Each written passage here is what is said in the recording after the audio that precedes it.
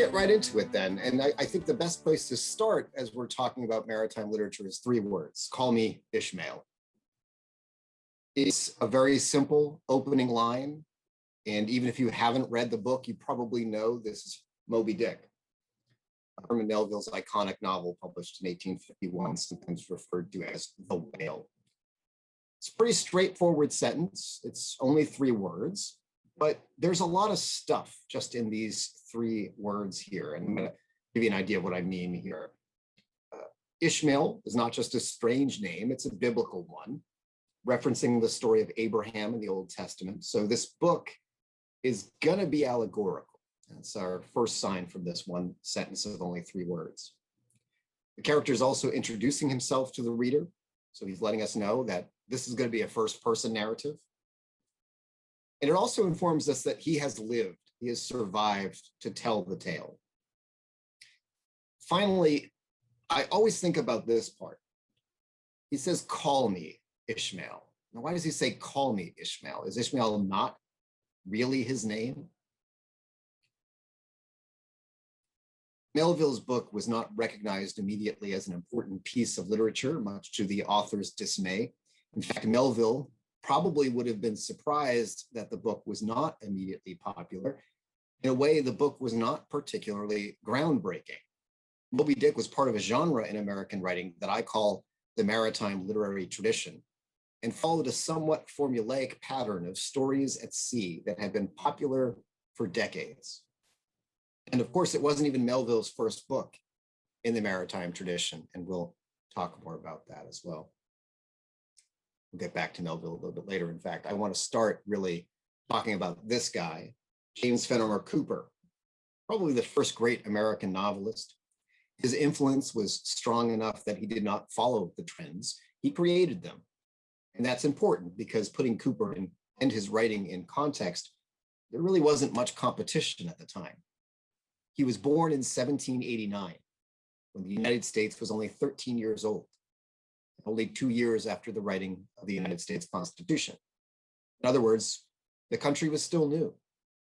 As European critics and American readers would say in those early years, the country and its people were too young to have stories worth telling. Besides, in those early years, there was little time for entertainment, fiction, or poetry.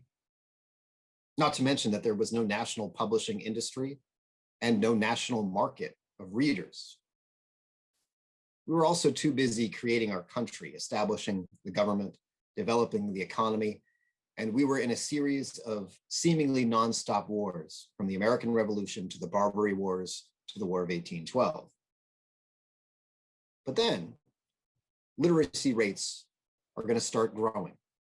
The population is growing, and things were calming down just enough that more Americans were seeing the need for and the value of recreational reading. And that's when James Fenimore Cooper comes onto the scene as an author. Instead of rehashing the European traditions, he was especially interested in telling stories that were based on the American experience. His most famous novel, The Last of the Mohicans, seems representative of Cooper's fiction, set in the developing nation with the backdrop of tensions with Native Americans. He had a whole series of books featuring Natty Bumppo, or Hawkeye, or the Pathfinder, or the Deerslayer, or his various other nicknames for the character. And each book was extremely popular and really established Cooper as the first of great American novelists.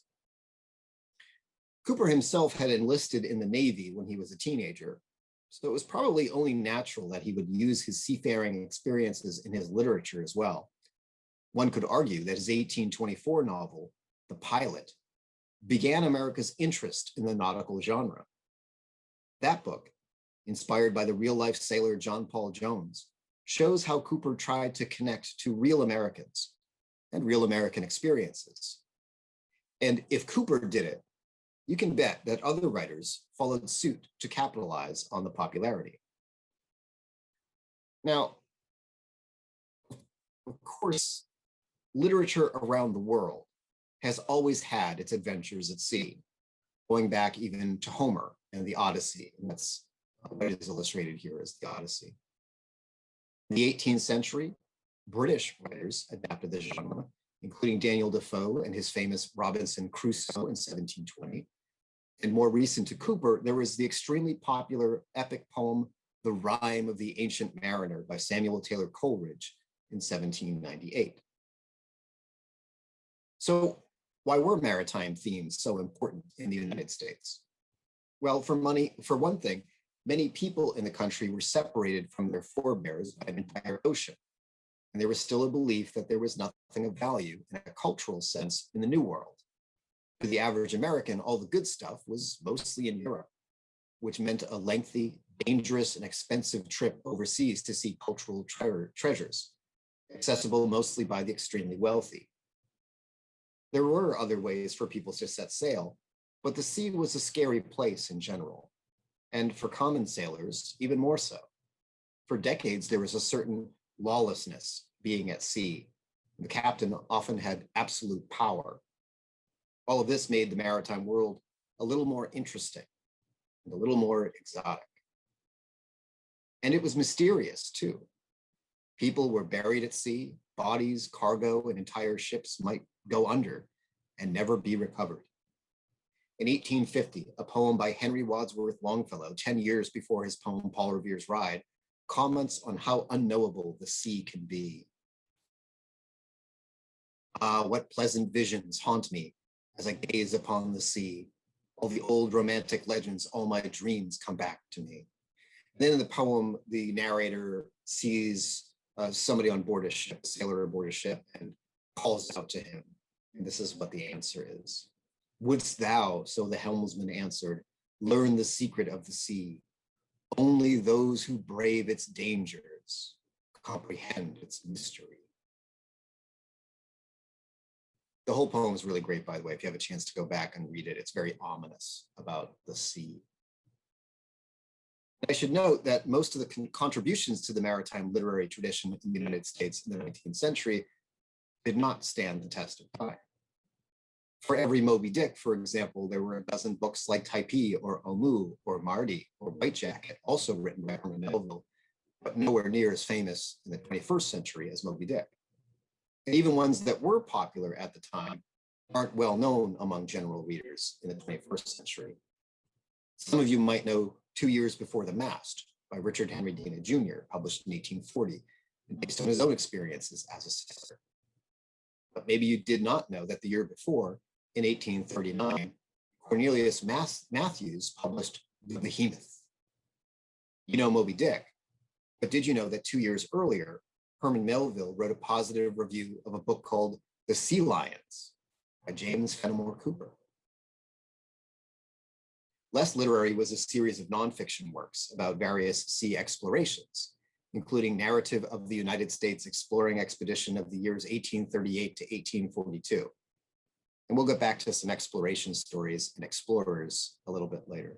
By the way, if you have a favorite nautical story or maritime novel that I haven't mentioned, feel free to drop that title in the chat box as a recommendation for everyone. I should mention too that the tradition in world literature focusing on maritime stories continues well throughout the 19th century into the 20th century as well. In 1882, for example, Scottish author Robert Louis Stevenson published Treasure Island. In 1897, back in the United States, Stephen Crane published The Open Boat. And in 1904, Jack London published The Sea Wolf, which is one of my favorite novels of the entire century. And then you'll see a whole slew of nautical fiction by French author Jules Verne, including 20,000 Leagues Under the Sea. Actually, I think the best evidence for how prevalent the maritime genre was in the young nation is Edgar Allan Poe. And here he is. I guess if most people think of Poe, they don't think, you know, here's the guy who loved to write jaunty sea adventure tales.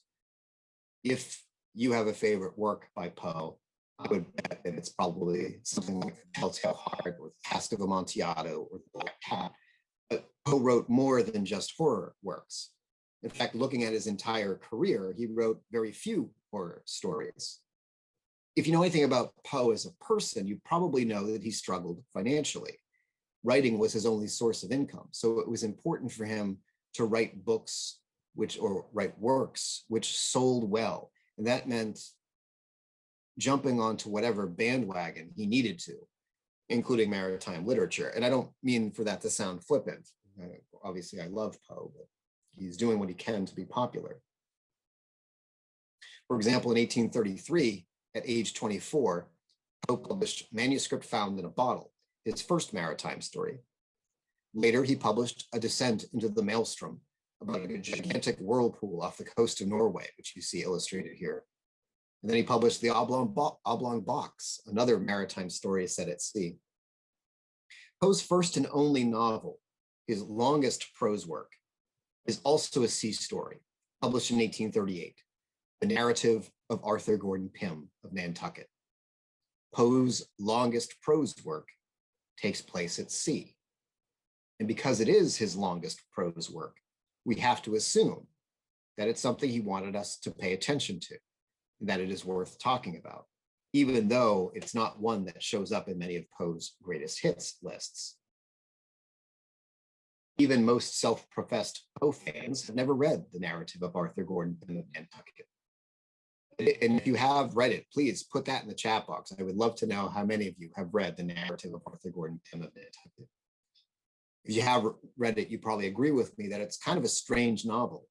The story focuses on a young man from Nantucket who suddenly has this obsession with going to sea. Before I summarize the plot, I'll just give you the full subtitle, which explains the book pretty well. The Narrative of Arthur Gordon Pym of Nantucket, comprising the details of mutiny and atrocious butchery on board the American brig Grampus on her way to the South Seas in the month of June, 1827, with an account of the recapture of the vessel by the survivors, their shipwrecked and subsequent horrible sufferings from famine, their deliverance by means of the British schooner Jane Guy, the brief cruise of this latter vessel in the Atlantic Ocean, her capture and the massacre of her crew among a group of islands in the 84th parallel of southern latitude, together with the incredible adventures and discoveries still farther south, to which that distressing calamity gave rise. That's the subtitle.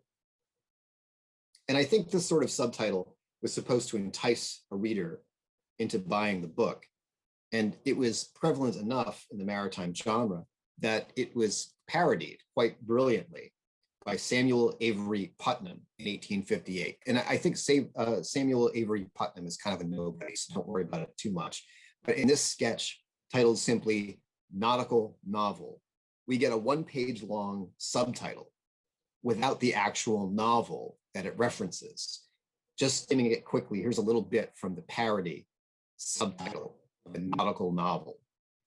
Gulf of Mexico, small ship, young man, very interesting, very romantic, storm coming on, very dangerous, all hands to the pumps, monster ship in the distance, very suspicious, black flag, skull and crossbones, terrific combat, young man kills pirate captain, pirates give in, shouts, tremendous victory, young man rushes into cabin, finds young lady nearly dead, brings her to, falls in love, sailors get drunk, marriage at sea, on the ocean wave. Hope that gives you an idea at least. I love parody because in order for it to work, the subject of the parody has to be popular enough that it is recognizable. I hope you're seeing some parallels between this parody of a subtitle and Arthur Gordon Pym's subtitle. Poe spent, oh, this is a younger version of Poe. We don't want me using an image of Poe without a mustache. But Poe spent his entire career, I think, trying to be popular enough to make a living as a writer. So he needed to write maritime fiction to attract an audience. But Poe takes a slight misstep with his debut novel because it sort of defies definition. It's not horror, it's not sci-fi, it's not mystery, but it has elements of all of those things. Poe scholar Scott Peoples described the novel as at once a mock non-fictional exploration narrative, adventure saga, Bildungsroman, hoax, largely plagiarized travelogue, and spiritual allegory. He also called it one of the most elusive, major texts of American literature. The story itself sometimes borders on nonsense. As Poe biographer James M. Hutchison wrote, the plot both soars to new heights of fictional ingenuity and descends to new lows of silliness and absurdity. So what is this book about? A young man named Arthur Gordon Pym falls in love with the sea, and with the help of a friend named Augustus, stows away aboard a whaling vessel. While hiding in the hold, Pym finds a letter written in blood from his friend, explaining that there has been a mutiny. The captain was thrown overboard, and Augustus is being held captive. Stuck in the hold, Pym is almost mauled by a crazed dog, then almost dies of starvation and thirst. Pym and a couple others eventually retake the ship, which then is destroyed, and the survivors find themselves adrift for weeks in the middle of the ocean, constantly floating further south. Eventually, they are picked up by the schooner Jane Guy. They head further and further south towards the polar region, where they interact with natives on an island there. And again, Pym almost dies. They eventually escape being held captive and sail away on a stolen boat, going even further south. Here are the last 3 sentences of the book, where it suddenly cuts off and Poe leaves the rest to the imagination. I'm sorry, there is no spoiler alert here. This is just a spoiler. And now we rushed into the embraces of the cataract, where a chasm threw itself open to receive us. But there arose in our pathway a shrouded figure, very far larger in its proportions than any dweller among men, and the hue of the skin of the figure was the perfect whiteness of the snow. That's it. That's the end of the book. I know what you're thinking. Hold that thought. We'll try to get back to Arthur Gordon Pym a little bit later. I want to briefly explain how Poe's own experiences at sea had an influence in the shaping of his sea stories, and I'll delve into his other sources in a moment. But please remember, I'm using Poe as a representative of people of his era, so presume many American readers can relate. First of all, Poe did travel by sea throughout his life, quite often, actually. It's hard to say his first experience, but there's evidence that it was as early as 1 month after he was born, thanks to his parents' roles as traveling actors. After his parents' death, Poe was taken in by a wealthy family in Richmond, the Allens, and it was with the Allens that he had his most important sea voyage. In June 1815, a 6-year-old Edgar Poe, with his foster parents, embarked from Norfolk, Virginia, across the Atlantic Ocean to land in Liverpool after a 34-day trip on board the Lothair. Another short boat ride later brought them to London. And during this trip, here is what his foster father, John Allen, wrote in a letter. Edgar says, "Pa, say something for me. Say I was not afraid coming across the sea." And that one line, I think, should give you an idea that the assumption should have been that he should have been afraid to go across the sea. The young Poe lived abroad for about 5 years and went to a boarding school there. Then in 1820, the family returned home to the United States. Edgar was now 11 years old. The trip home aboard the Martha took 36 days and arrived in New York before the family took a steamboat back to Virginia. Years later, Poe and John Allen had a falling out, leading to his running away from home. In March 1827, he left and joined the Army and had a few notable sea travels, including a ride from Fort Independence in Boston to Fort Moultrie in South Carolina. Also, Poe's older brother, William Henry Leonard Poe, became a sailor and served on the USS Macedonian and traveled around South America, the West Indies, and the Mediterranean. We know that Poe and his brother were close, and they likely exchanged stories about their time at sea. I should also mention years later, Poe claimed he traveled to Poland and to Russia, and the only way to get there would have been by sea. But most Poe scholars think that those stories are just more of Poe's fiction. But the point is this: Poe did not lack having his own experiences at sea. In his fiction, Poe tries to recall his experiences to write realistic, plausible maritime stories. One of his sea tales, A Descent into the Maelstrom, seemed so real that the Encyclopedia Britannica used part of it in their 9th edition as a true account of a whirlpool. In the case of the narrative of Arthur Gordon Pym of Nantucket, it was originally printed as if written by Pym himself, with Poe only serving as an assistant in having it published. And slyly, in his endnotes, Poe suggested that he, as a compiler of Pym's words, was himself somewhat suspicious that maybe this isn't a true account, which I think is funny. He clearly wrote a piece of fiction and then suggested this might not be true. Reading the first page of Arthur Gordon Pym alone, for example, you really don't have any indication that this is a work of fiction. My name is Arthur Gordon Pym, he writes. My father was a respectable trader in sea stores at Nantucket, where I was born. He sent me at 6 years of age to the school of old Mr. Ricketts, a gentleman with only one arm and of eccentric manners. He is well known to almost every person who has visited New Bedford. I stayed at his school until I was 16, when I left him for Mr. E. Ronald's Academy on the Hill. Here I became friends with the son of Mr. Barnard, a sea captain, who generally sailed in the employ of Lloyd and Mr. Vredenburgh. What's important here is these details. This focus on presenting a plausibly true account is imperative to the maritime literary genre in this period.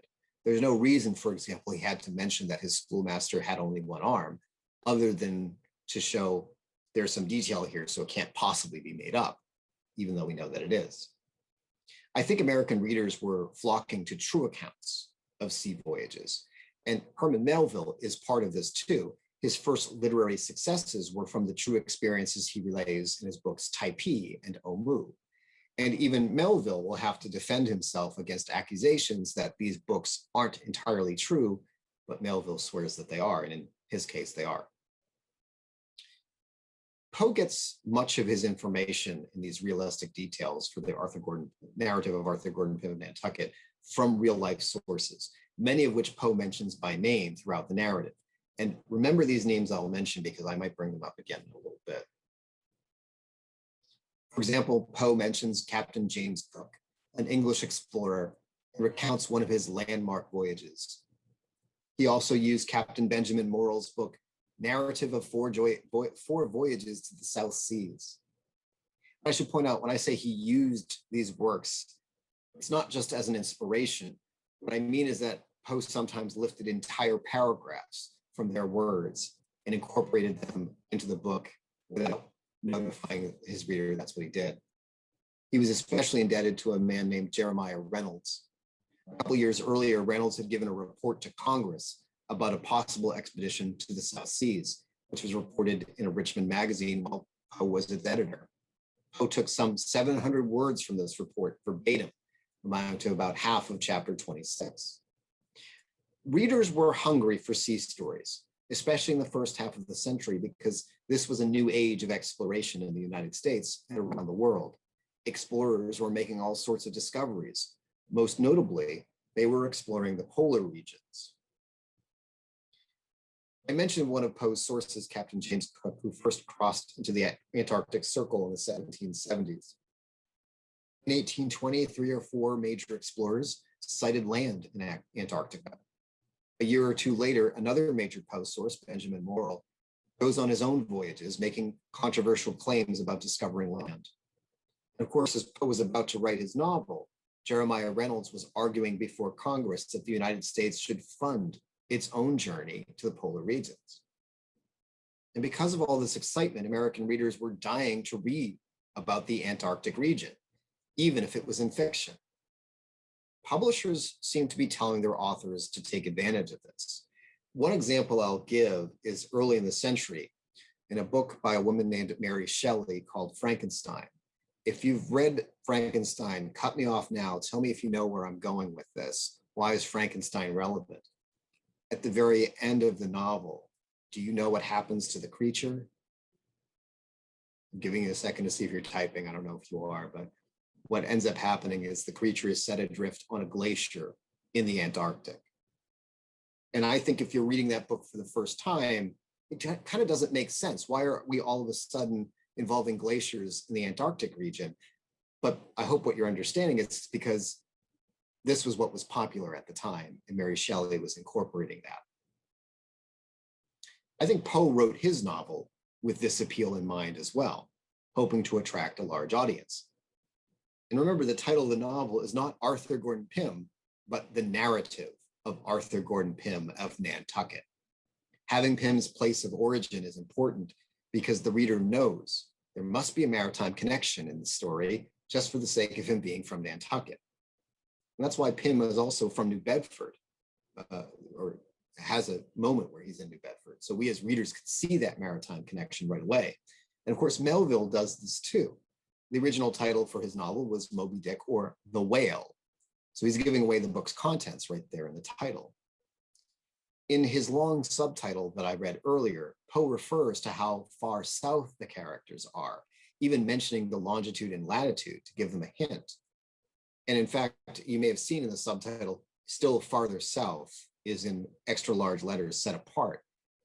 Throughout the novel, Pym is continuously going further south and further south. So readers would get an idea that this story might be going towards the Antarctic.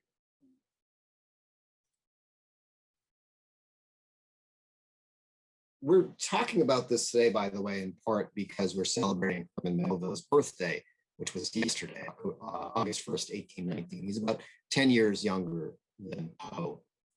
I want to kind of talk about these two guys side by side. And I think this is pretty easy to talk about. It's pretty easy to compare them. From a literary standpoint, both are leaders of a sub-movement in American literature that has been called dark romanticism. The idea that human nature is inherently dark or evil or rife with sin. Nathaniel Hawthorne is also part of this movement. Although Poe and Melville don't appear to have interacted in their lives, and Poe died 2 years before Moby Dick was published, Melville definitely knew of Poe. For example, he gave a copy of Poe's poems as a gift to his wife. He specifically references Poe in his works Pierre and The Confidence Man. In the last work, a beggar character is possibly based on the real-life Poe. And Melville certainly took some ideas from the narrative of Arthur Gordon Pym of Nantucket. We know that his older brother Gansevoort Melville had a personal copy that might have been passed down to Herman himself. As scholar Patrick F. Quinn noted, Melville must have read Poe's novel, and if not, it is, quote, one of the most extraordinary accidents in literature. So I'm going to try to show you here what Moby Dick has to do with the narrative of Arthur Gordon Pym of Nantucket. For one, there is a sidekick character. Ishmael's partner throughout Moby Dick is a man named Queequeg, a savage cannibal character that is described sympathetically and earns Ishmael's admiration and friendship. A harpooner who uses his harpoon even to shave. Queequeg is from a fictional island in the South Pacific and is considered the ultimate noble savage archetype. Queequeg essentially saves Ishmael's life because of a coffin he had built, which Ishmael clings to as their ship, the Pequod, sinks. In Poe's book, Arthur Gordon Pym meets Dirk Peters, a man described as a half-blooded member of a fictitious Native American tribe, quote, one of the most ferocious looking men I ever beheld. Like Queequeg, Peters serves as the noble savage of the novel. He and Pym are the only ones that survive to the end of the novel, and on more than one occasion, Peters has to save Pym's life. So these similar noble savage sidekick characters. Poe also infuses his novel with nautical terminology and facts. Like Moby Dick, he often steps away from the main narrative to show off his knowledge, including 4 pages about different types of penguins, divergent histories about the discovery of islands the ship is floating by, and how cargo should be most appropriately packed on the ship. He includes what may or may not be true historical details. And Melville does the same thing, constantly digressing into long-winded chapters about the study of whales or about nautical techniques. 2 chapters are dedicated solely to Ishmael's critique of recent illustrations of whales and whales in art. There are other maritime details. Poe, through the voice of his character Arthur Gordon Pym, laments that he can't recall the tonnage of a certain ship, criticizes one ship for having a weak anchor, praises another for the type of sail it uses, and makes sure to comment on sea life like sharks, turtles, and birds like an expert. He casually mentions exact coordinates of longitudes and latitudes as if we should know what they mean, talks about West Indies trade routes and contrary currents. But this is fiction, of course. But Poe wanted his readers to believe it could have happened. And he did okay, sort of. One reviewer wrote, "We cannot pretend to subscribe to the truth of all the wonders therein related, but the lovers of the marvelous will have a fine treat for a summer's day in its perusal." One book reviewer was shocked at Poe's attempt to fool people and wrote it off as, quote, "an impudent attempt at humbugging the public," which is a really hard thing to say out loud. I'm going to try that one more time. An impudent attempt at humbugging the public. Nautical digressions, yeah. For those thinking about grabbing a copy to read, be forewarned. Poe's novel is not perfect, even as a novel. He clearly was not a novelist, and some of his friends and many critics confirmed this. For example, the story is full of continuity errors. Poe even accidentally numbered 2 chapters as chapter 23, plus all the implausibility, and it lacks a real overreaching storyline that connects each of its little vignettes together, although I would argue that that's partly influenced by James Fenimore Cooper, who I also believe just did a series of vignettes without really worrying about a broader storyline. Response to Moby Dick was kind of similar. One reviewer noted it was an ill-compounded mixture of romance and matter of fact. The idea of a connected and collected story has obviously visited and abandoned its writer again and again in the course of composition. This need to present fiction aimed at a popular audience that reveled in true sea adventures was a struggle. But I want to argue that Melville was consciously following Poe's footsteps when he wrote Moby Dick. So let's start at the beginning. The opening words to Poe's The Narrative of Arthur Gordon Pym: "My name is Arthur Gordon Pym." The opening words to Moby Dick: "Call me Ishmael." So both books open with a personal introduction from the main character, and Melville seems to be channeling Poe. But more than their similarity is their difference. Poe begins with a declarative statement: "My name is Arthur Gordon Pym," using the unambiguous "is" as a verb. Poe presents this undeniably strong statement. This person is a real person. His accounts must be true. Even though Poe is presenting fiction, he wants it to appear plausibly true. Melville, on the other hand, has an opening sentence which is half as long, but much more complicated: "Call me Ishmael." Now, Melville had already achieved success through Typee and Omu, presenting his true maritime adventures, but now he's attempting fiction, and his character says, "Call me Ishmael." And those first 2 words imply that maybe Ishmael isn't his real name, just what he wants to be called. In other words, his name is fake, fictitious, just like the book. Melville, recognized as a writer of true tales, is now presenting fiction by declaring it as fiction in the very first sentence. Another great connection between Poe and Melville is Jeremiah Reynolds, the same polar explorer from whom Poe borrowed 700 words for Arthur Gordon Pym. He had also written about a great sperm whale in the Pacific Ocean named Mocha Dick, who was definitely an inspiration for Melville. The symbolism in Moby Dick also has some parallels with Poe's Arthur Gordon Pym. In Poe's novel, one of the major symbols, comes from color. Pym is trapped on an island of savage natives who are black, not the race black, but literally the color black from head to toe. He escapes into a world of pure whiteness. Remember those last lines with that illustration I showed you? The perfect whiteness of the snow. In Moby Dick, of course, the color white is a symbol connected to the title character, the whale named Moby Dick. So they're both using white symbolically.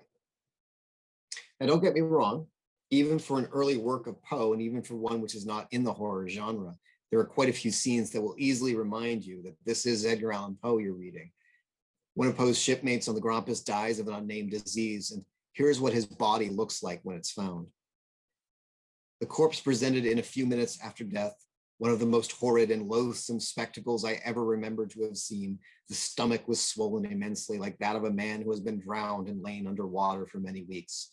The hands were in the same condition, while the face was shrunken, shriveled, and of a chalky whiteness. except were relieved by 2 or 3 glaring red splotches. Poe loves describing corpses. Another scene, probably the most memorable to me, was while Pym and the 2 others were adrift on a piece of their destroyed ship. A brig slowly approaches, which they think will be their salvation. When it gets close enough, they are hit by a smell, a stench such as the whole world has no name for, no conception of, hellish, utterly suffocating, insufferable, inconceivable. Then, as Pym describes, shall I ever forget the triple horror of that spectacle? 25 or 30 human bodies lay scattered about between the counter and the galley in the last and most loathsome state of putrefaction. We plainly saw that not a soul lived in that fated vessel. Shortly after that scene, the castaways are nearly starving to death when one of them makes the statement, "One of us should die to preserve the existence of the others." And I'll admit this, even when you know it's coming, it's hard not to flinch a bit. And one more very Poe-like part of the novel I want to quote here is much closer to the end of the book. A rock slide traps several crew members. And as Poe describes, I firmly believe that no incident ever occurring in the course of human events is more adapted to inspire the supremeness of mental and bodily distress than a case like this of living inhumation, being buried alive. The blackness of darkness which envelops the victim, the terrific oppression of the lungs, the stifling fumes from the damp earth unite with the ghastly considerations that we are beyond the remotest confines of hope. And Poe also loves to describe being buried alive. This is one of many examples. However, and perhaps unfortunately for Melville, it was his track record, I think, for true accounts that made it difficult for his audience to accept his fiction. Moby Dick's critical and financial failure made Melville a bitter man. Now, Poe hadn't really achieved financial or critical success when the narrative of Arthur Gordon Pym was published. He spent much of his career trying to balance a need to make money by writing for the masses, the popular audience, without demeaning his literary integrity. So even though the narrative of Arthur Gordon Pym didn't do well for Poe, he kind of just kept going because he hadn't really established himself yet anyway. But I think what's really interesting here is that instead of a jaunty adventure at sea, Poe writes a long allegorical tale rich with symbolism, metaphor, and meaning. The concluding scene of riding into the perfect whiteness is still debated heavily today. What did he mean by this? What's the symbolism? I still don't think I know what it means. And most of you probably don't know what it means. So look at it this way. Poe was writing a book specifically for the popular audience and gives them instead an ending they couldn't possibly understand. The same is true for Melville. His readers were expecting another daring adventure at sea based on his true life adventures. Instead, they got a book about a man's dark side, obsession with revenge, leading to downfall, and a massive beast that was symbolically all white. Both men tried to write popular fiction. Instead, they gave us deep, rich literature with a capital L. And that's why their biggest failures are kind of among their greatest successes. I cut a lot out of this to keep it nice and short because I thought we could have a nice conversation about this now that I'm done with the presentation. If you have any comments or thoughts or questions or recommendations for other sea literature, I'd love to hear it. I also would love any samples of white chocolate if anybody's brought any. Thanks, Ed. Yeah, no, certainly. One moment here. Just trying to make sure I'm not echoing. Okay. So as we're going along, we went through most of the recommendations. I'm trying to skim back through the chat and figure out what questions we've got going on there. Go ahead with that, Brian. This is a good one that just popped up, and if you, Adam, if you find any earlier ones that I missed, please bring them up. But I do want to address this one. Did Hawthorne write any sea stories? I can't remember any. So Hawthorne is interesting because he grows up in Salem, Massachusetts, right by the seaside, in a major shipping town that was also experiencing the beginnings of a major crash in that industry. he works for custom houses where his job is walking around the docks and so forth. He travels overseas to work in Liverpool, where he does similar work, working with sailors and so forth. And he was the son of a sea captain. Hawthorne really never writes a story set at the sea. I don't know what that means. I'm not the first to make the observation. I don't know of any Hawthorne stories that address these maritime topics at all. If anyone can find an example, we'd love to know it. Now, Hawthorne wrote a lot of sketches that I haven't read, his entire collection of sketches, beyond his short stories. There may be something in there, but I can't think of anything. Fair enough. Well, if someone thinks of an example there, do let us know. I do have another question that came in from the chat. One person asked, I know many books were originally published as chapters or in serial format. Were any of the books mentioned, ones that aren't discussed here, written in their entirety and then published? Well, Moby Dick was. Moby Dick just kind of appeared all out, and actually the serialization actually potentially hurt Poe. When Poe first published the narrative of Arthur Gordon Pym of Nantucket, it was serialized, but it was starting in 1837, I believe. But then there was this big, what they called a bank panic, essentially a recession, and it caused a lot of problems in the publishing industry specifically, and he had to cut off his serialization without ever finishing the book. And then he had a hard time finding a publisher who would release the full-length novel. And by then, I think the story and the excitement behind it probably died out, if there was any. And Arthur Gordon Pym was barely there on bookshelves when it first came out. I don't think it got a lot of attention. It didn't have a lot of readers. But I think by the time that Moby Dick is coming out, serialization is less popular in the United States. There are plenty of books that are coming out fully formed as books. Hawthorne really didn't serialize his novels until the very end of his life. His books came out as books. That answers the question that I had based on that. Would Moby Dick have found more success as a serialized piece of fiction rather than one whole? It's hard to tell, because the more I think about it, Moby Dick is an anomaly. It just doesn't make sense. Because I think Melville was doing the thing he'd always been doing, writing really exciting sea stories. This one happens to be fiction. It wasn't his first attempt at fiction, but his previous books that were set at sea did very, very well. It's hard to really stress how big of a deal Typee was when it first came out. Melville was a well-known author when Typee was published. And then Moby Dick comes out, the critics destroy it. There's some really good contemporary reviews of Moby Dick essentially saying, there's something wrong with this guy, he's lost it. He should go back to what he had been doing before. But it was also a huge book. Even in the 19th century, that was a pretty substantial page count that probably intimidated the general readers as well. And I think Melville was confused, but I think Melville was still expecting the audiences were going to be with him on this one. In fact, Hawthorne coming up is appropriate because Moby Dick is actually dedicated to Nathaniel Hawthorne when it's first published.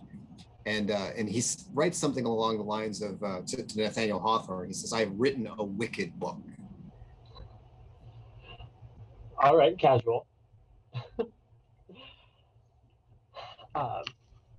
Oh, fair. So that was, am I understanding correctly? So that was him writing about it after the fact and being like, man, I shouldn't have done that.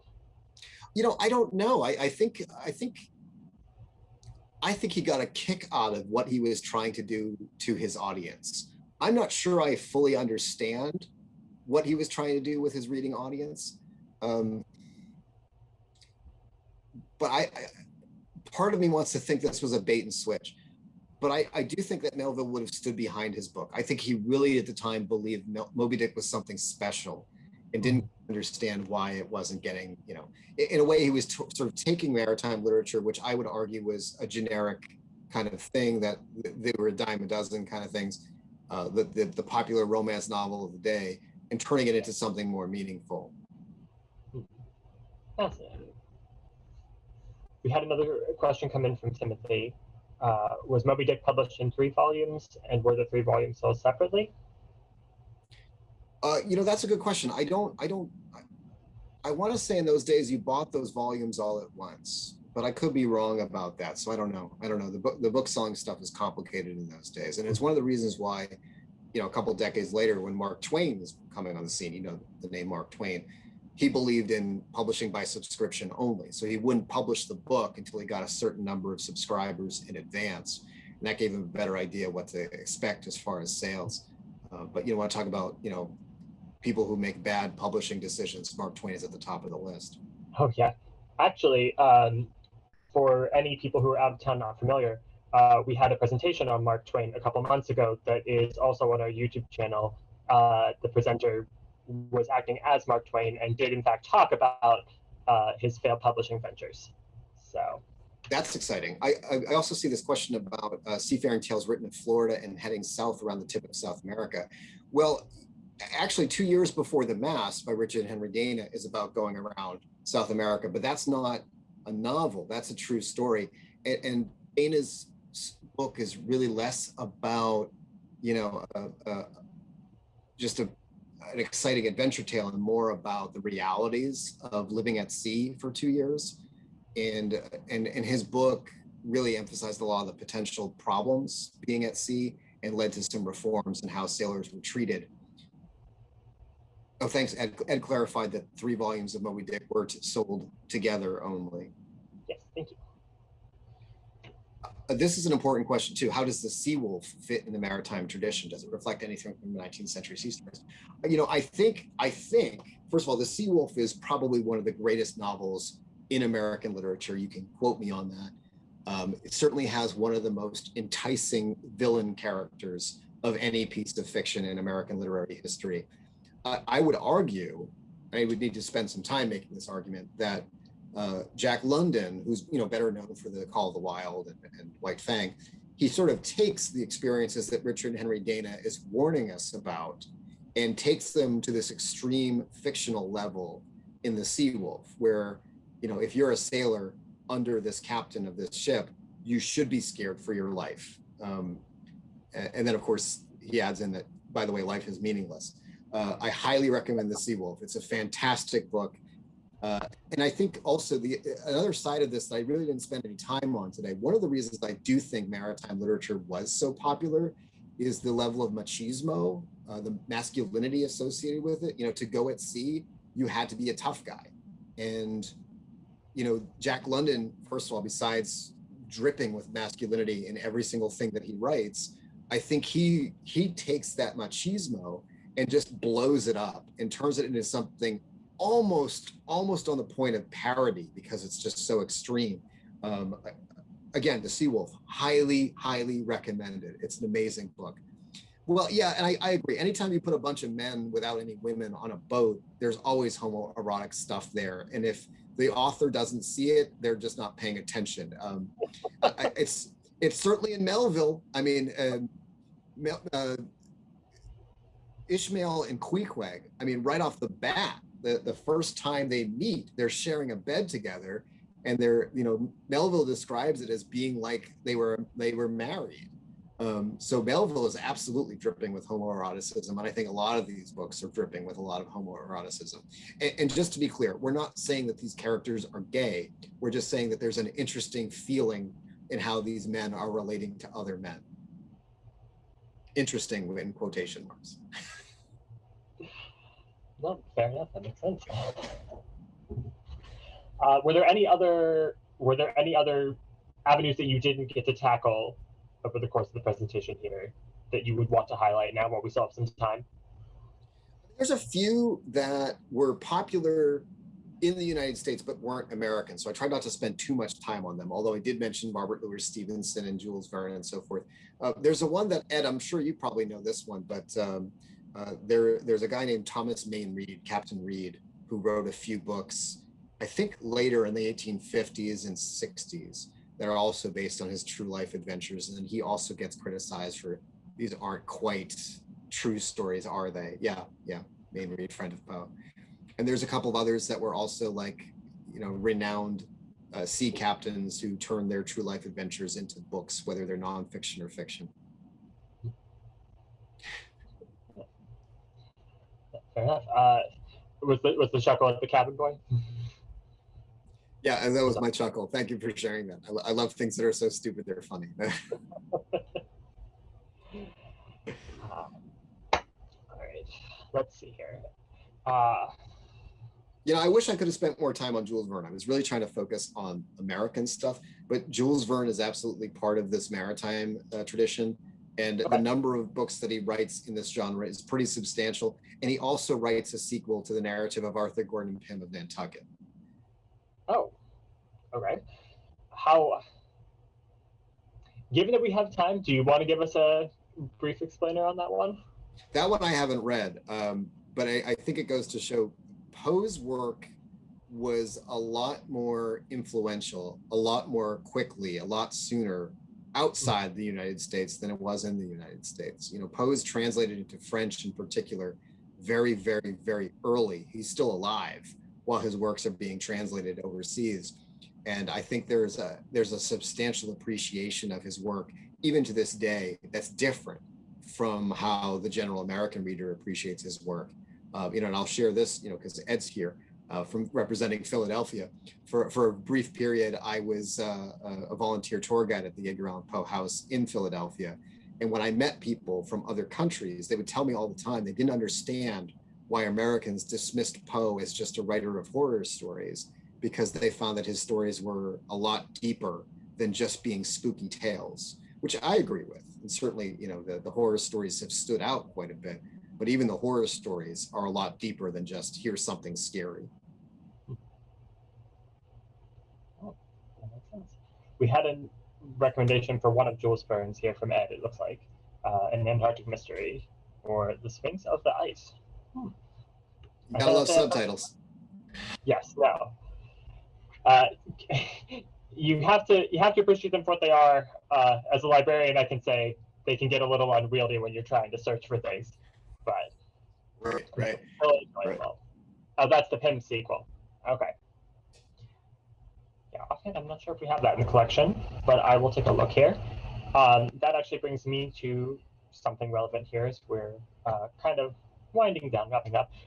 Usually I will send out a what to check out next guide, taking suggestions from the stuff we covered in the program and disseminating it out to you if we have it available in our collection, or if you're able to find it in your local collection, since I know we have a lot of town folks here tonight.